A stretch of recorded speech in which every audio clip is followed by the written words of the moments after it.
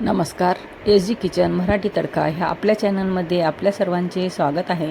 मैत्रिणींनो, आज आपण कारल्याची भाजी पाहणार आहोत. ती पण बिलकुल आपण ह्यामध्ये गोड वापरणार नाहीत. काहीच साखर, गूळ किंवा दुसरे कोणतेही गोड वापरणार नाहीत. आणि शुगरच्या पेशंटसाठी तर एकदम अशी ही वरदान अशी ही रेसिपी आहे. तर चला मग आपण रेसिपीला सुरुवात करूया. इथे कढई तापत ठेवलेली आहे. ह्यामध्ये 2 चमचे ऑइल टाकून घेतलेलं आहे आणि त्यामध्येच 1 चमचा जिरे टाकलेले आहे. त्यामध्येच लसूण टाकलेला आहे. तर तो मोठा मोठा असा ठेचून घेतलेला आहे आणि तो परतून घ्यायचा आहे.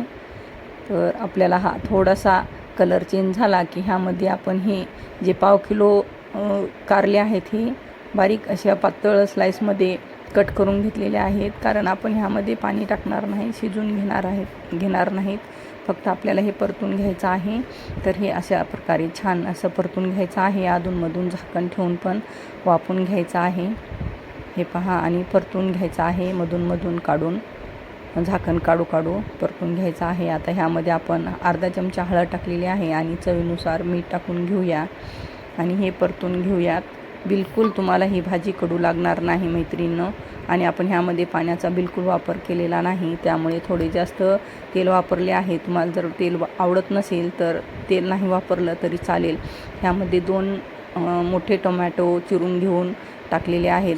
बारीक असे चिरून घ्यायचे आहेत आणि ती आपल्याला इथे टाकून घ्यायचे आहेत. आणि ही कोथिंबीर पण मी ते टाकून घेतलेली आहे आणि परतून घ्यायचं आहे. हे पहा, मस्त असे मऊ झालेले आहेत हे कारले. टमॅटोमुळे वापरून जातात हे कारले आपले. तर ह्यामध्येच आता 2 चमचे आपण इथे शेंगदाण्याचे कूट वापरलेलं आहे. तुम्ही तिळाचे कूट पण वापरू शकतात किंवा खोबऱ्याचं कूट पण वापरू शकतात.